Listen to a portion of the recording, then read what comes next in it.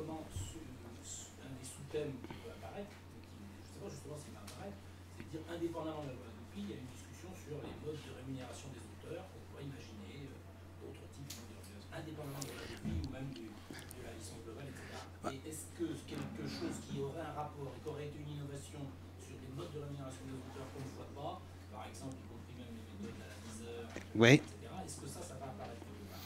Alors, Tout dépendant des mots-clés qu'on voilà. saisit quand même. Voilà. Nous, on équipe les usagers côté finalement technologie de l'usage, enfin aide à la navigation experte. Voilà. Après, pour répondre à ta question, on était confronté exactement à cette problématique-là pour un travail qu'on a fait pour Yann Moulier-Boutan sur la propriété intellectuelle. Là, pour le coup, une navigation experte à plusieurs, même si les gens sont des pros du juridique, ça suffit pas. Dans ce cas-là, on a développé des partenariats avec des gens qui, eux, ont les données dans des grandes bases, et notamment les gens qui ont des moteurs de recherche. Donc typiquement, le leader européen, c'est Exalit, c'est Impératif, c'est l'un des partenaires du Media Lab, d'ailleurs, heureusement. Et là, pour le coup, on a développé des API. C'est-à-dire que, par exemple, toi, tu nous donnes une quinzaine de mots-clés, où il y a un truc que tu n'as pas vu dans la carto, ou tu aimerais fouiller tel endroit. Tu nous donnes tes mots-clés, ou tu nous donnes 4-5 URL, toi, juste un petit peu de ton expertise. Et nous, on va interroger les grands systèmes. Donc, on a un partenariat avec Yahoo aussi. On va interroger les grands systèmes. Tu nous dis si tu veux des références anglaises, françaises, etc. Et on va te faire une cartographie calculée cette fois sur des millions de documents et de façon automatisée sur qu'est-ce que c'est que cette question de la propriété intellectuelle.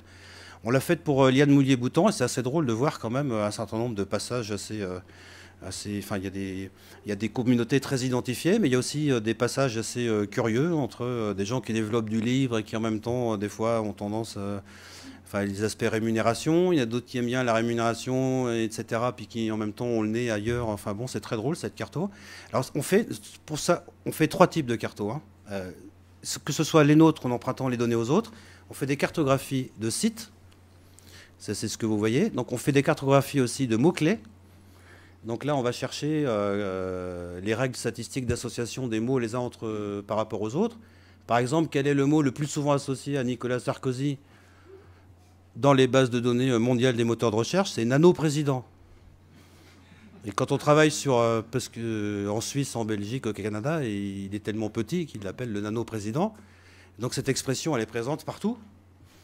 Et voilà, c'est un truc très drôle, mais qu'on a découvert comme ça. Et le troisième type de carto sur lequel on travaille, qui va beaucoup vous intéresser, ce sont des cartographies d'auteurs, d'acteurs, d'institutions, grosso modo ce qu'on appelle des entités nommées. Donc sur les nanotechnologies, on a analysé des millions de pages, on a analysé près de 7000 mots-clés qu'on est allé chercher à la main. Et derrière les liens et derrière les mots, donc derrière les contenus, derrière les liens hypertextes, c'est finalement toujours des gens qu'il y a et des communautés. Et donc là, on a produit un grand graphe des 200 acteurs les plus présents autour du débat sur les nanotechnologies.